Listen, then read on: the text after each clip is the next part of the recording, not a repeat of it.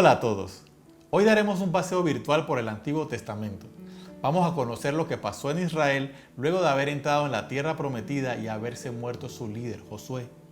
Antes de que Israel tuviera reyes, las tribus eran gobernadas por jueces. Estos no eran para nada como los conocemos ahora.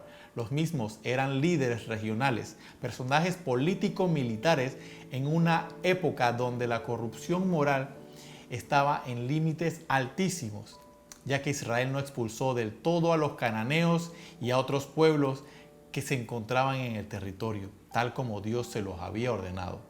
Por ende, se mezclaron con ellos y adoptaron sus costumbres paganas. El libro de los jueces nos cuenta la historia de la corrupción moral de Israel y su mal liderazgo. Nos detalla el declive de sus dirigentes, de bastante buenos a malos y a los peores. ¿Notan algún parecido con nuestra historia actual? Hoy nos detendremos un momento en la historia de los jueces y hablaremos de uno de ellos, Gedeón. El nombre Gedeón significa el que rompe, guerrero poderoso. Los israelitas hicieron lo que ofende al Señor, y Él los entregó en manos de los madianitas durante 7 años. Era tal la tiranía de los madianitas que los israelitas se hicieron escondites en las montañas, las cuevas y otros lugares de refugio. Siempre que los israelitas sembraban, los madianitas, amalecitas y otros pueblos del oriente venían y los atacaban. Era tal la miseria del pueblo de Israel que nuevamente ora a Dios por ayuda y el Señor nuevamente envía su ayuda. En innumerables ocasiones ha pasado lo mismo con el pueblo de Israel. El pueblo de Israel viene de vivir bien en comunión con Dios, luego pecan, luego se arrepienten, luego Dios lo perdona y vamos otra vez y vamos otra vez. En muchas ocasiones se han mezclado con otros pueblos y han adoptado sus costumbres y esta fue una de ellas. El ángel del Señor vino y se sentó bajo la encina que estaba en Ofra, la cual pertenecía a Joás, del clan de Abiezer. Su hijo Gedeón estaba trillando trigo en un lagar para protegerlo de los madianitas. Cuando el ángel del Señor se le apareció a Gedeón, le dijo: «El Señor está contigo, guerrero valiente». El trigo en esa época era esparcido en lugares abiertos o en lo alto de una colina para que el viento se llevara la paja. El trigo no era sacudido en lugares escondidos como un lagar. El lagar era un lugar cerrado con una especie de galera pequeña donde se pisaban las uvas, los olivos para sacar el aceite o el vino. Gedeón estaba escondiéndose de los madianitas. «Pero Señor», replicó Gedeón, «si el Señor está con nosotros, ¿cómo es que nos sucede todo esto? ¿Dónde están las maravillas que nos contaban nuestros padres cuando decían: el Señor nos sacó de Egipto? La verdad es que el Señor nos ha desamparado y nos ha entregado en manos de Madián». El Señor lo encaró y le dijo: «Ve con la fuerza que tienes y salvarás a Israel del poder de Madián.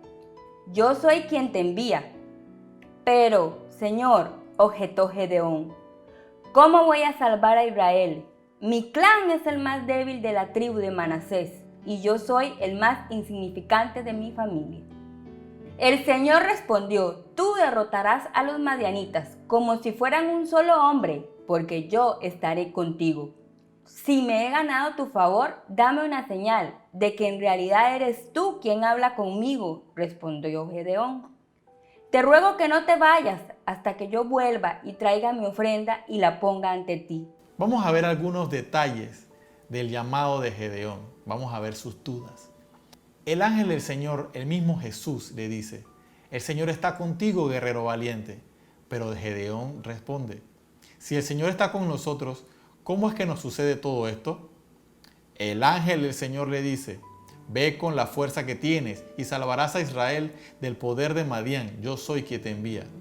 Gedeón nuevamente responde: «¿Cómo voy a salvar a Israel? Mi clan es el más débil de la tribu de Manasés y yo soy el más insignificante de mi familia».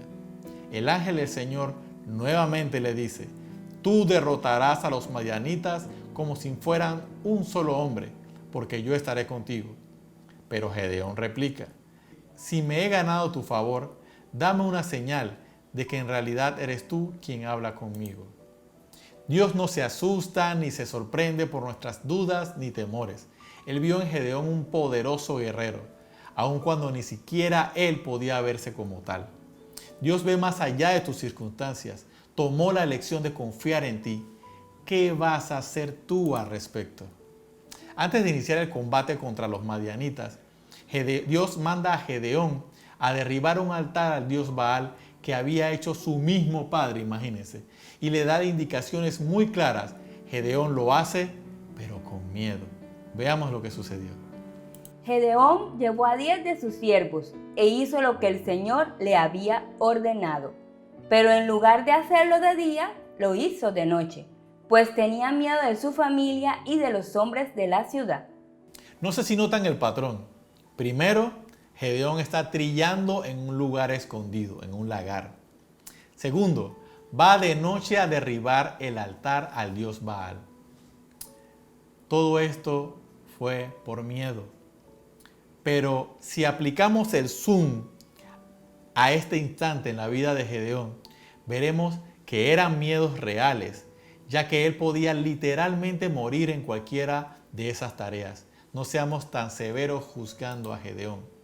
Vamos a ver lo que dice Jueces 6 del 33 al 34. Todos los madianitas y amalecitas y otros pueblos del oriente se aliaron y cruzaron el Jordán, acampando en el valle de Jezreel. Entonces Gedeón, poseído por el Espíritu del Señor, tocó la trompeta, y todos los del clan de Abiezer fueron convocados a seguirlo. Este thriller de acción se pone cada vez más interesante. Estamos en esa parte de la película donde el héroe ya va aceptando sus poderes y la responsabilidad que tiene. Tenemos a Gedeón, que está decidido a hacer algo y convoca a 4 tribus o clanes para ir a la conquista y librar a Israel de los ejércitos opresores. Pero sus viejos amigos, la duda y el miedo, siguen merodeando su vida. Gedeón pide al Señor otra señal, a pesar de que ya el mismo Dios le había confirmado la victoria. Vamos a ver lo que dice Jueces 6, 36, 37. Gedeón le dijo a Dios: si has de salvar a Israel por mi conducto, como has prometido, mira, tendré un vellón de lana en la era, sobre el suelo. Si el rocío cae sobre el vellón y todo el suelo alrededor queda seco, entonces sabré que salvarás a Israel por mi conducto, como prometiste. Acto seguido, sucedió todo lo que pidió Gedeón, pero él fue más allá, pidió otra señal adicional.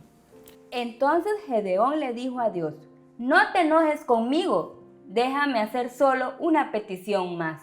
Podemos ver que a pesar del miedo y la duda, Gedeón sigue adelante y logra convocar a 32,000 hombres, pero resulta que para Dios eran demasiado para la tarea.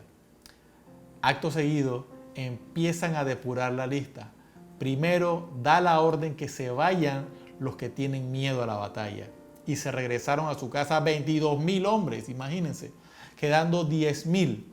Luego el Señor hace un segundo recorte y solo se quedan 300. Dios quería demostrar a Israel que la victoria se llevaría a cabo por medio de él y que no quedara duda de eso. El único inconveniente era que el ejército de Madián eran más de 136,000 guerreros. Qué buena estrategia, Señor. Sin entrar en mucho detalle, los 300 se dividen en 3 grupos de 100 hombres cada uno y rodean al campamento enemigo. Al cambio de guardia de la medianoche, todos llevaban 3 implementos fundamentales: la trompeta, un cántaro. Un cántaro era una vasija de arcilla, y una antorcha.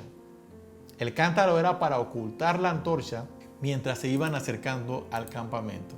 Tocaron tan fuerte las trompetas esa noche que el ejército de los enemigos se asustó tanto y hubo tal confusión que se mataron entre ellos. Y los que quedaron vivos huyeron, pero Gedeón los persiguió y los mató.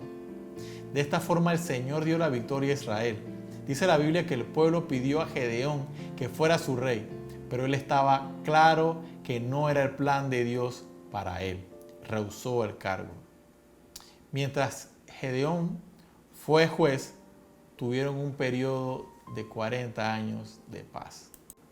Pero ¿cómo pasa Gedeón de ser un hombre temeroso y con muchas dudas a ser un gran guerrero y llevar a la nación a una victoria casi imposible? La Biblia dice en Jueces 6:34, entonces Gedeón, poseído por el Espíritu del Señor, tocó la trompeta y todos los del clan de Abiezer fueron convocados a seguirlo. La versión Palabra de Dios para Todos dice, pero el Espíritu del Señor entró en Gedeón y le dio mucho poder. Gedeón tocó una trompeta para llamar a los del grupo de Abiezer. Antes de la llegada del Señor Jesús a esta tierra, el Espíritu Santo no estaba en todas las personas que creían en Dios, sino en ciertas personas, las cuales capacitaba para tareas muy específicas. Encontramos en este ejemplo a Josué y Caleb. Dice la Biblia que ellos tenían un espíritu superior.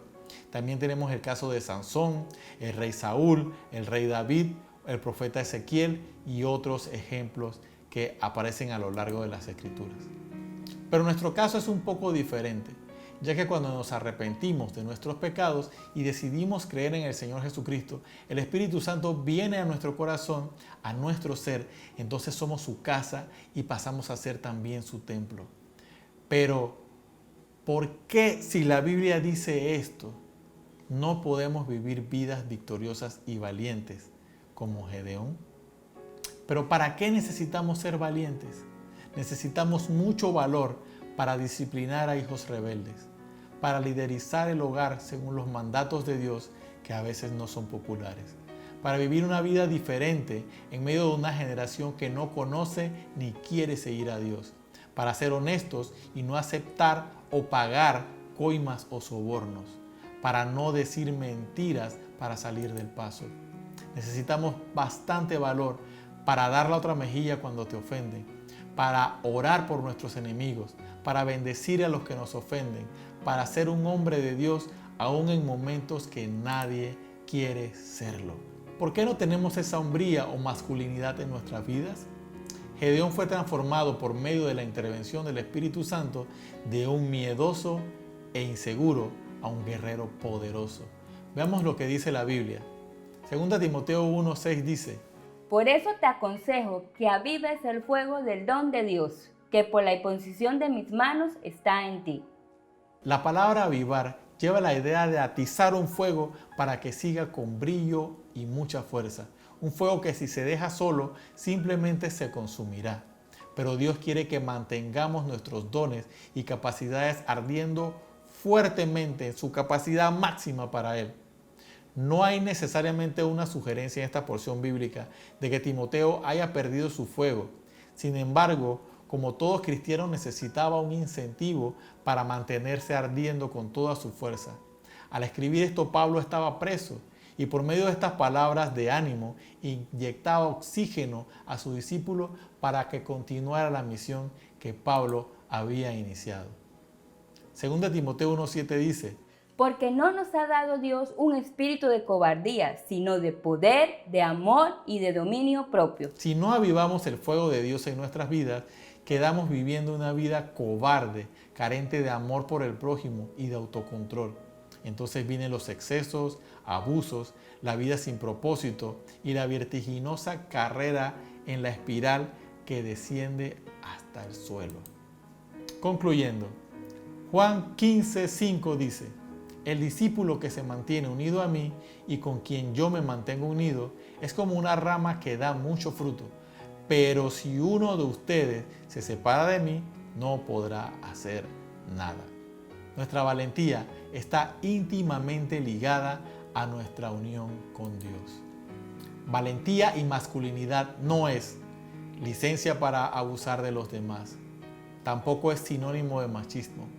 Tampoco es ser un héroe que no mide el peligro para él y para los demás.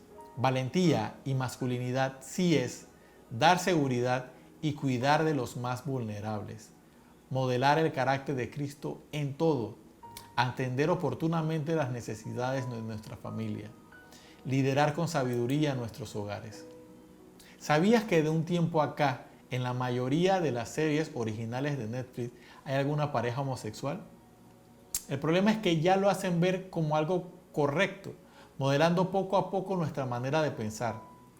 Quieren llevarnos a pensar de que es algo normal y que está bien, que es algo socialmente aceptable. A nosotros nos puede parecer algo un poco alarmante, pero a los niños y adolescentes ya lo ven como algo común y pueden llegar a pensar de que es correcto. Pero, ¿quién va a dar el ejemplo? ¿Quién de nosotros los hombres levantará su voz para dar luz en estos temas? ¿Quién irá en contra de la corriente de este mundo?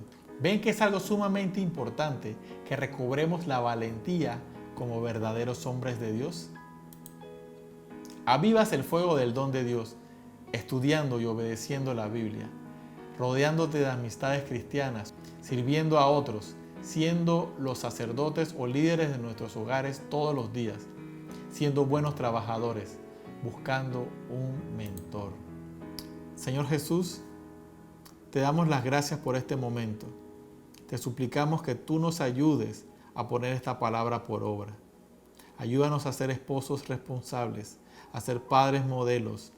Ayúdanos a ir en contra de la corriente de este mundo.